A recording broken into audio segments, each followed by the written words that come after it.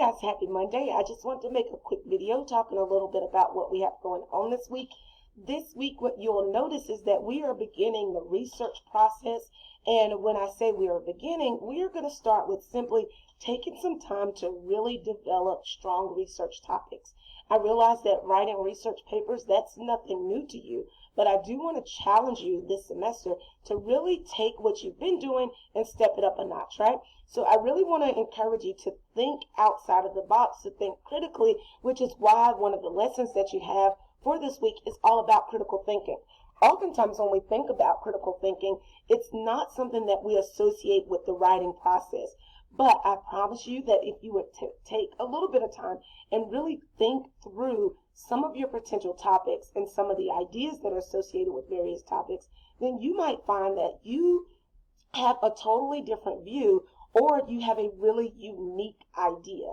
For example, previously I've had students to write for this course research papers about the presentation of toxic masculinity in movies and books that are targeted toward young women. And so that's a really unique, fine-tuned topic that was based on the writer's own experiences, ideas, and opinions, but also based on ideas that are not commonplace, right? Going beyond the norm. So I just want to take a little bit to talk about this critical thinking in the composition classroom.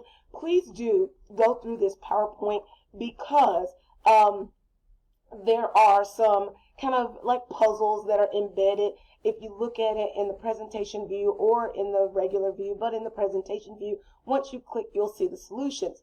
But what I really like this quote that says, education is not the learning of facts, but the training of the mind to think. That cannot be more relevant when it comes to what we do in writing classes, what we do in English classes, even if the focus is on literature or whatever the case may be.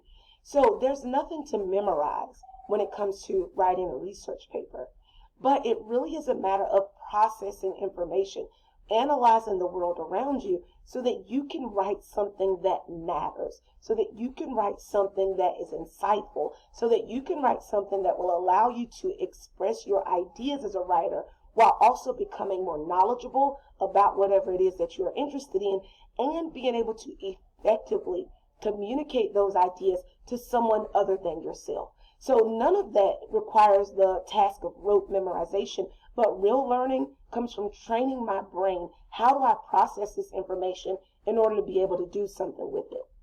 Now, here's the puzzle, right? And this is based on a study that was conducted by Nobel Prize-winning psychologist Daniel Kahneman in 2011, in which he found that 50% of undergraduates at Harvard, MIT, and Princeton, and 80% of students at other colleges answered this question incorrectly. All right? So I think it's worth noting that these students that are mentioned here come from what we would consider as elite, prestigious universities. So to say that 50% of them got the answer incorrect, I think that says something. And the puzzle is straightforward. It says, or the question is straightforward. It says, a ball and a bat cost $1.10. The bat cost $1 more than the ball. How much does the ball cost? Okay? I'm not going to sit here while you think about it and just wait and pause, but I do want you to think about that. And once you come up with your initial answer, and then you look at the solution, I want you to really challenge yourself. Why did you not come up with the correct answer? Or if you did come up with the correct answer, good job. All right? So really think through that. What is it about the question and your pre-existing knowledge and how you process the question that's kind of getting in the way of the correct answer? So when we talk about critical thinking, what I really want you to get in your mind is that we are thinking all the time. But critical thinking really requires us to be purposeful, intentional, reasoned, and goal-directed in what it is that we're saying. So there's a number of cognitive processes or brain processes, things that you should be doing in your mind while you're thinking, such as searching for the answers, plotting, making associations. How can I connect what I already know with what I want to know or what I'm trying to figure out? Explaining, analyzing, right?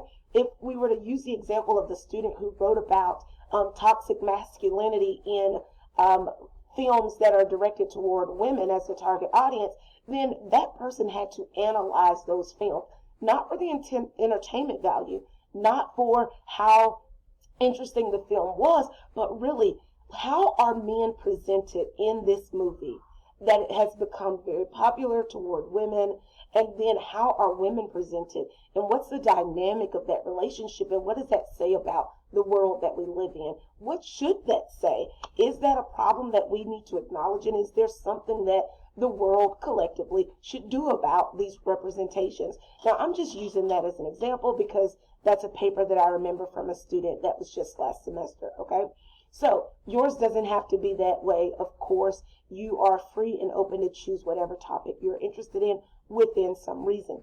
So I do want you to focus on carefully analyzing the layers and angles of anything in order to arrive at a conclusion. Here's another problem that I want you to kind of think about. And if you're looking at this just in this view, you can just click here and move the box that I have there, and that will give you the solution, okay? So just kind of keep that in mind. Now, the 9-dot problem, here's one that I really, really like because the task at hand is really to draw just 4 lines. And how can you draw 4 straight lines that pass through all of the dots without doubling back and without overlapping? So without lifting your pencil, meaning it's just 4 consecutive lines. They don't, the second line begins where the previous line ends, and so on and so forth. And you pass through the middle of all the lines without doubling back, okay? So that's a real challenge, and it's probably more challenging than you think. Not going to reveal the solution for you, but what I really want you to think about when you work through this is what limitations did you put on yourself and what limitations were already there based on the directions. I also want you to think about what's the lesson there. How can we transfer these puzzles and these critical thinking kind of challenges into what we're going to be doing as a writer, okay? Or what you're going to be doing as a writer. So overall, keep it in mind, you want to be active in your thinking. You want to think outside of the box, look beyond the obvious, and work smarter, not harder.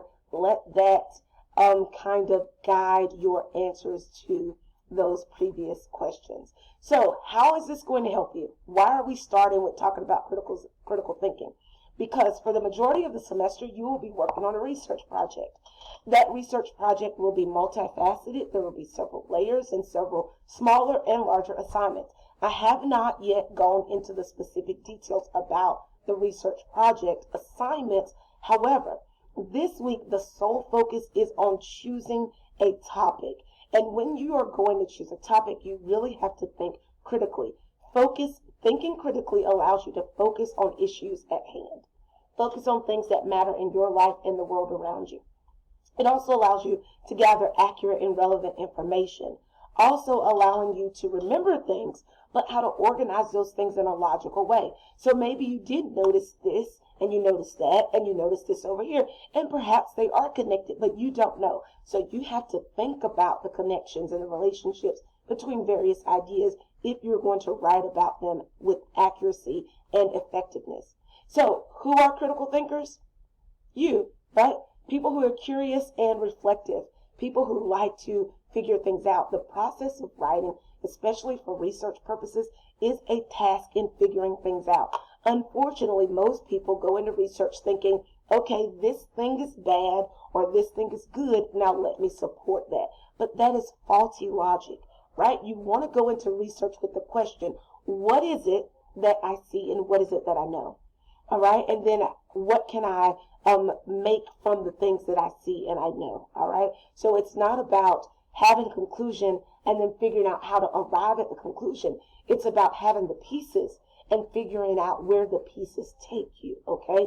And that is a very active and engaging critical process for you to consider. Now, there are some questions that I want you to think in mind as you're thinking about critical thinking. Another kind of puzzle to keep in mind.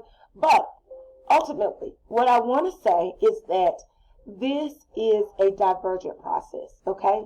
The goal for the semester is that we all arrive at 10. Your 10 might be 5 plus 5. Somebody else's 10 might be 8 plus 2. Somebody else's 10 might be 7 plus 3, or so on and so forth. But the goal is that we arrive at a place where you feel as though you are an effective writer, you feel as though you know how to accurately conduct research, you know how to synthesize ideas, you know how to present those ideas in such a way that shows that you are informed and knowledgeable, and you are effective in terms of how you're able to communicate. So I don't want you to lock yourself into the idea that we're just writing another research paper, because that's almost the opposite of what we're doing. What we're doing is really engaging in the research process in a meaningful way so that you can carry these skills not just in this class, but beyond this class, okay? So I know that I kind of clicked through this very quickly. Please do go back and look at the PowerPoint. Try to work out some of those problems. Look at the notes in the lessons and let me know if you have any questions.